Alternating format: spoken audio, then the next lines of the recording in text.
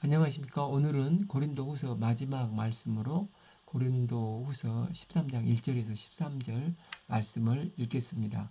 2절은 5절 너희는 믿음 안에 있는가 너희 자신을 시험하고 너희 자신을 확증하라. 예수 그리스도께서 너희 안에 계신 줄을 너희가 스스로 알지 못하느냐?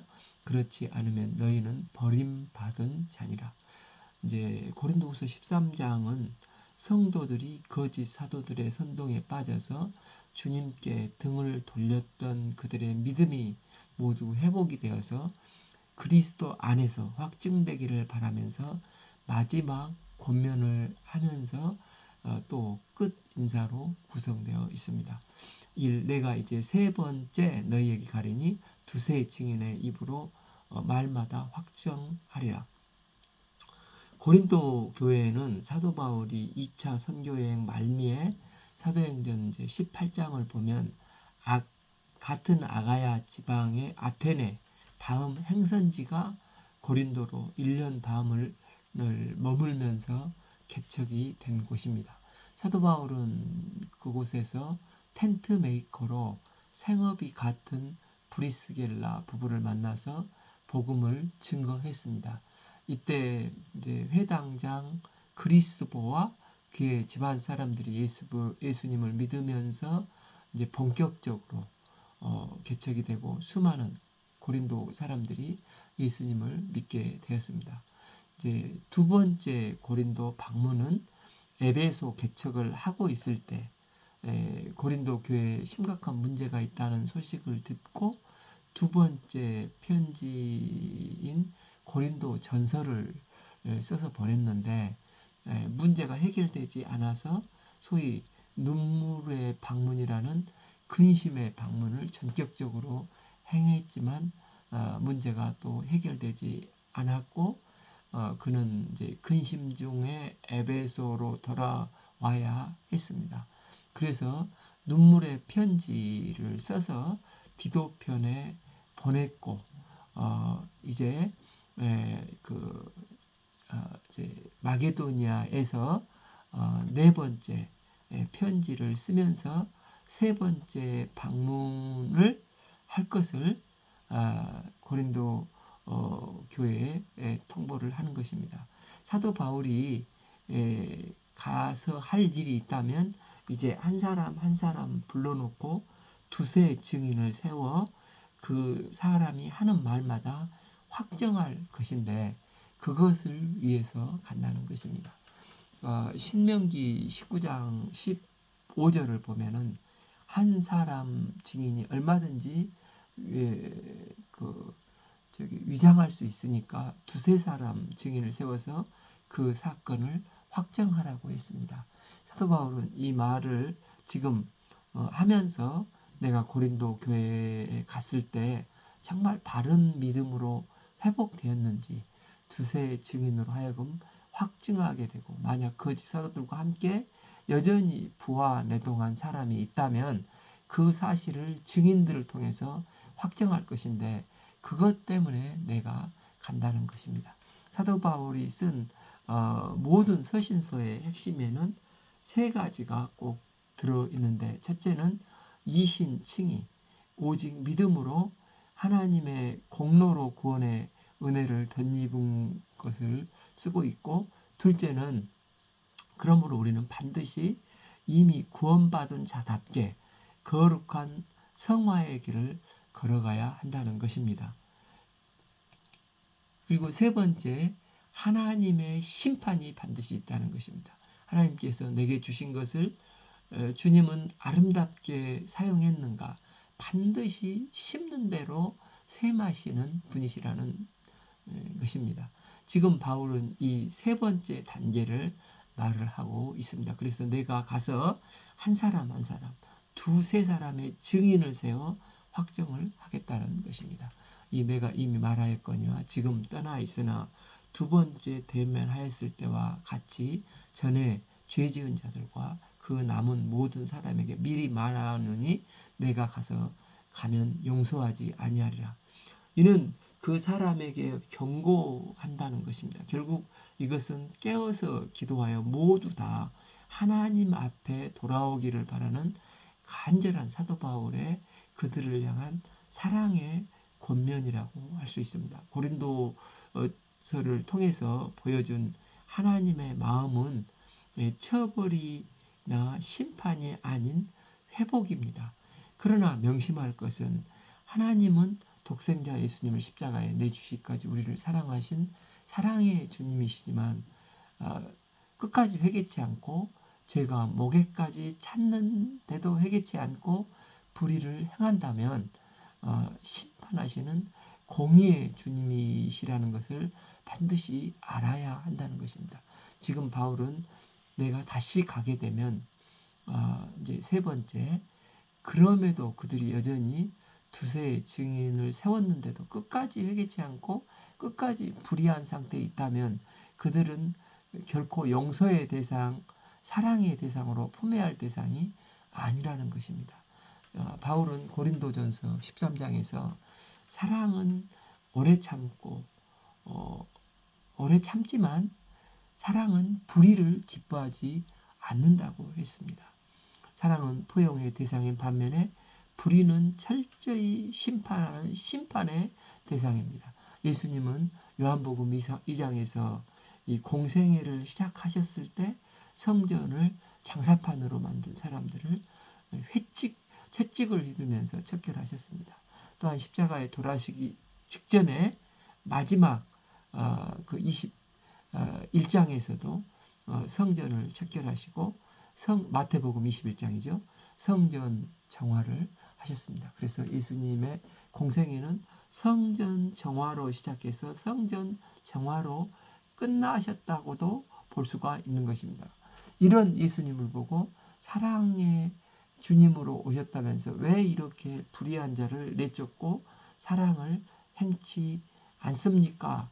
이렇게 말할 수 없지 않습니까? 예수님은 사랑이시기 때문에 성전 정화를 시키신 것입니다. 그 성전에 들어가서 예배드리며 하나님을 경외하는 자들을 영원히 사랑하기 위해서 불의한 자들을 척결해서 정화시키는 것입니다. 사도 바울은 온전한 성도를 보호하고자 내가 가면 용서하지 아니하리라 이렇게 한 것입니다. 3. 이는 그리스도께서 내 안에 말씀하시는 증거를 너희가 구하니 이는 너희에게 대하여 약하지 아니하고 도리어 너희 안에서 강하시니라. 이 거짓 사도들이 끊임없이 모함했던 것이 사도 바울은 가짜 사도라고 했지 않습니까? 이유는 바울은 추천서도 없고 또 자천서도 없답니다. 그래서 바울은 스스로 찔려서 고린도 교회에서 사례빚도 요구하지 못했다는 것입니다. 이 말에 선동당한 고린도 교인들이 사도 바울에게 당신이 진짜 사도라면 그리스도께서 말씀하시는 증거를 보여달라고 요구를 했다는 것입니다. 사역자는 세상적 강한 리더십을 가진 자가 아니라 예수님처럼 섬김의 리더십의 본을 보이는 자들입니다. 예수님은 이 땅에 오셨을 때 섬김 받으러 오신 게 아니라 섬기는 자로 오셨고 우리 인생들을 섬기기 위해서 십자가에서 죽기까지 섬겨주셨습니다.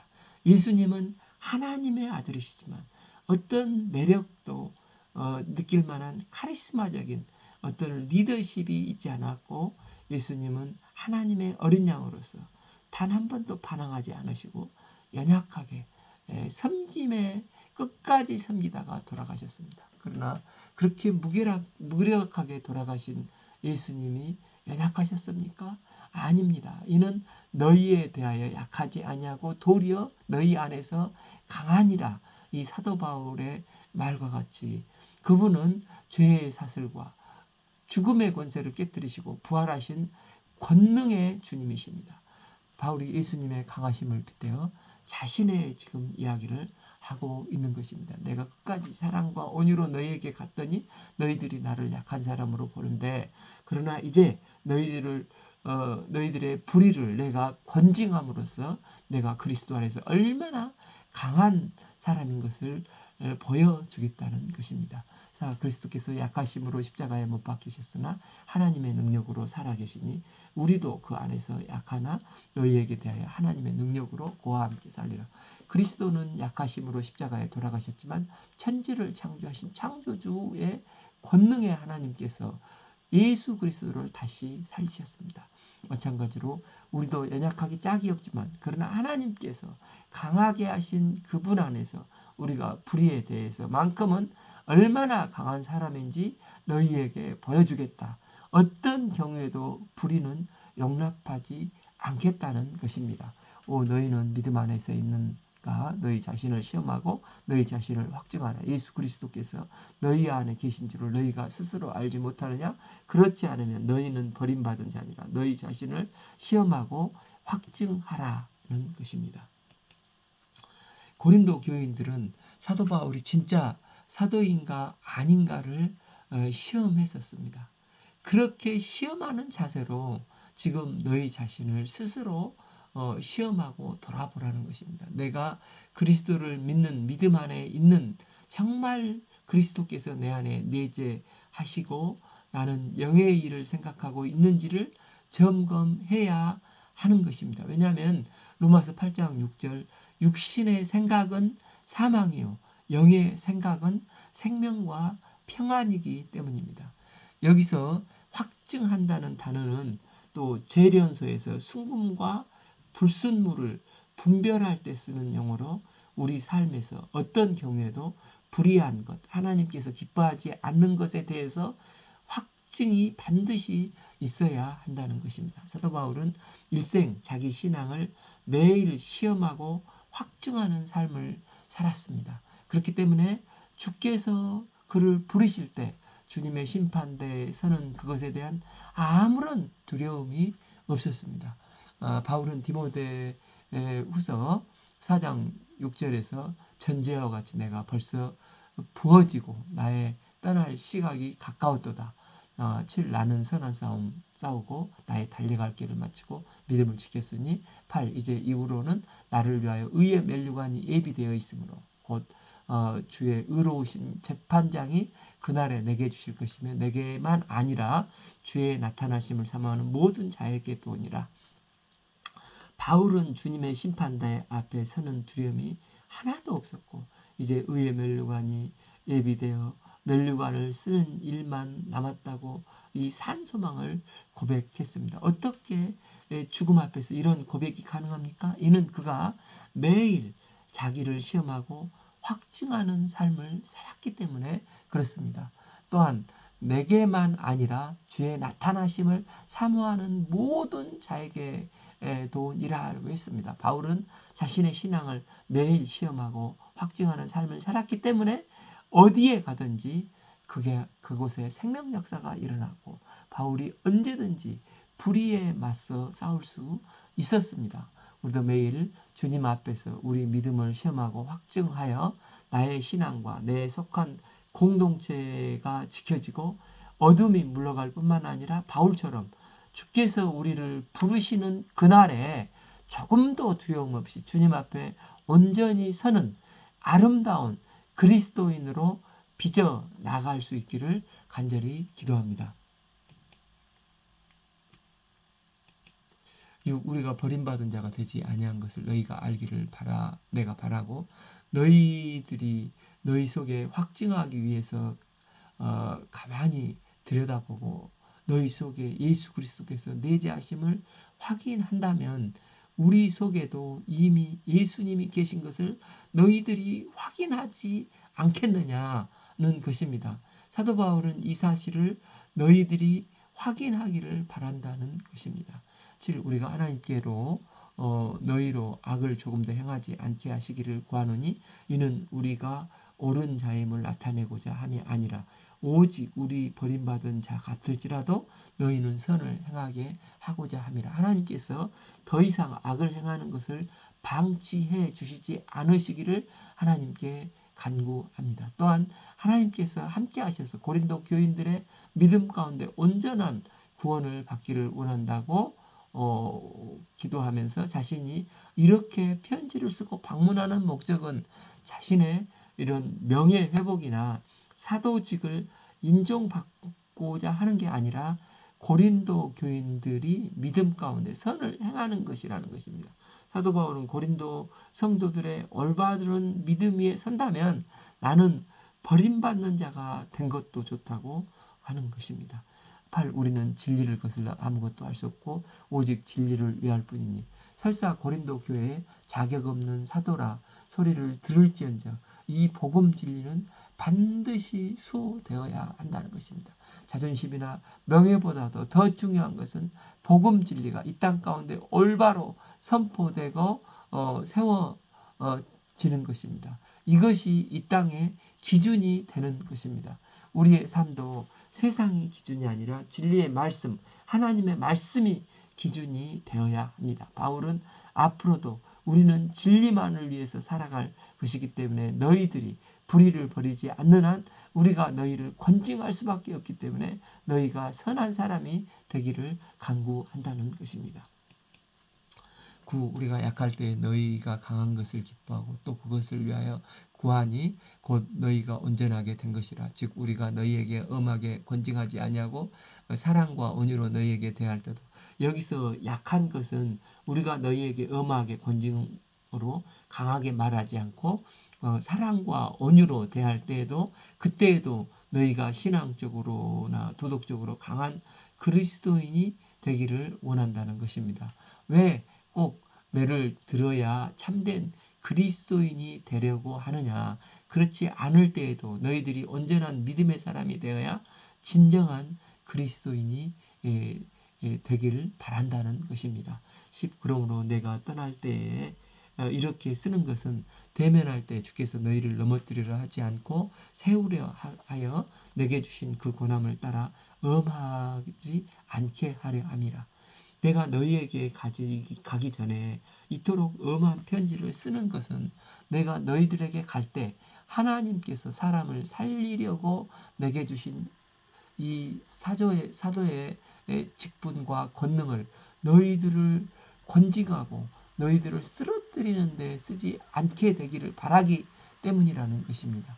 이 바울의 깊은 속뜻은 그러므로 절대적으로 이런 일이 없도록 하라는 것입니다.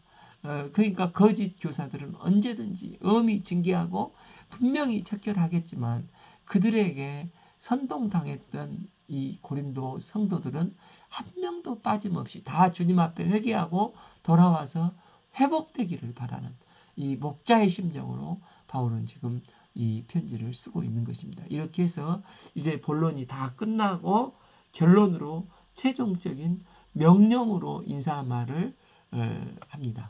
11. 마지막으로 말하는 형제들아 기뻐하라 온전하게 되며 위로를 받으며 내 마음을 같이하며 평안할지어다.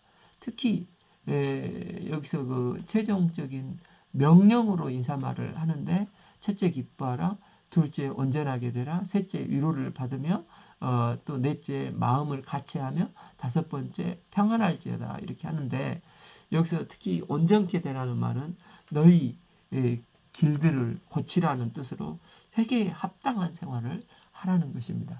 이 다섯 가지가 다 명령어이지 않습니까? 나는 지금 기쁘지 않는데 너 기뻐해 이렇게 명령한다고 해서 기뻐할 수가 있습니까? 그런데 어떻게 사도 바울은 이 명령형으로 결론을 맺고 있는 이유가 무엇입니까? 11b 또 사랑과 평강의 하나님이 너희와 함께 계시리라. 거룩하게 입맞춤으로 서로 무난하라. 그러니까 사랑과 평강의 하나님께서 너희를 불러주시고 너희와 함께 하시기 때문에 그렇다는 것입니다. 하나님께서 측량할 수 없는 은혜를 베풀어 주시고 그분의 섭리 가운데 내 인생을 인도해 가시는 이 하나님을 바라보면 하나님의 평강과 사랑이 물밀듯이 몰려올 수밖에 없습니다. 그래서 하나님께서 너희와 함께 하시기 때문에 기뻐할 수 있고 온전할 수 있고 위로를 받을 수 있고 마음을 같이 할 수 있고 평안할 수밖에 없다는 것입니다. 11c 거룩하게 입맞춤으로 서로 무난하라. 이제 교회 공동체는 다양한 사람들이 들어오지 않습니까? 이 고린도 교회도 그렇고 안디옥 교회도 봐보면 흑인이 있었지 않습니까? 고린도 교회나 로마 교회는 또 노예들이 이 초대교회에는 있었지 않습니까? 이럴 때 그리스도 안에서는 다 한 형제요 자매니까 그 시대에 맞는 인사법으로 서로 문안을 해야 하지 않겠습니까? 그런데 너와는 사회적인 신분이 비슷하니까 입맞추고 나는 귀족인데 또 너는 노예니까 싫어하고 하지 말고 모든 사람을 차별 없이 인사하라는 것입니다. 오늘날도 악수를 한다든지 목례를 한다든지 모든 사람을 똑같이 대우하고 인사하라는 것입니다. 왜냐하면 그 사람도 하나님의 은혜 속에서 주님의 사람이고 하나님 앞에서 생각하면 한 인간이 하나님이 보시기에 심히 기뻐하신 존재이기 때문입니다. 12 모든 성도가 너희에게 문안하느니라. 사도 바울이 지금 이 편지를 마게도니아에서 쓰고 있는데 빌립보, 데살로니가, 베레아 등 모든 교회도 너희에게 문안한다는 것입니다. 그러니까 눈에 보이는 성도만 문안한 게 아니라 세상에 퍼져 있는 모든 그리스도인들은 알든 모르든 다 은혜 속에 있는 하나님의 자녀된 자로서 형제요 자매니까 서로 문안하고 연대해야 함을 말을 하고 있습니다. 13주 예수 그리스도의 은혜와 하나님의 사랑과 성령의 교통하심이 너희 무리와 함께 있을지어다. 이 말씀은 우리가 매주 예배를 드리면서 예배 마지막 이제 주의종이 축도를 하시는데 이 축도의 원형입니다. 그리스도의 은혜는 예수께서 십자가에서 우리의 죄값을 대신 치러 주셨기 때문에 우리가 다 하나님의 자녀가 되는 크신 은혜를 덧입었습니다. 그 은혜는 궁극적으로 어디서부터 시작되었습니까? 하나님의 사랑으로부터 시작되었습니다. 그 그리스도의 은혜는 곧 하나님을 사랑하는 것입니다. 이것을 내가 깨달아 알고 하나님과 동행할 수 있는 길은 성령님의 교통하심에 있다는 것입니다. 나와 함께 하시는 성령님의 교통하심 속에 우리는 내게 은혜를 베푸시는 주님을 잊지 않고 우리를 계속해서 기뻐하시고 온전한 위로를 받으며 마음을 같이하며 평안한 삶을 살 수 있는 것입니다. 고린도 교회가 하나님의 은혜 속에서 살 때 아무 문제가 없었지만 이 은혜를 망각할 때 수많은 문제가 있었지 않습니까? 우리가 주의 은혜를 잊지 않게 그 은혜 속에서 하나님의 말씀을 의지함으로 육체의 장막이 무너진다 할지라도 말씀 안에서 영원히 사는 영원한 삶의 기쁨을 누릴 수 있기를 기도합니다. 이 땅에서 외적인 환경이 어찌하든지 성령님의 교통하심으로 매일 주님과 교통하고 기쁨과 온전한 삶을 살아내는 삶을 사시기를 기도합니다. 오늘 말씀은 이제 고린도후서 마지막 13장 1절에서 13절 말씀을 읽었습니다. 이로써 올 무더운 여름 고린도 전후서를 모두 읽었습니다. 이제 다음 시간부터는 갈라디아서 말씀을 읽겠습니다. 그때 뵙겠습니다. 감사합니다.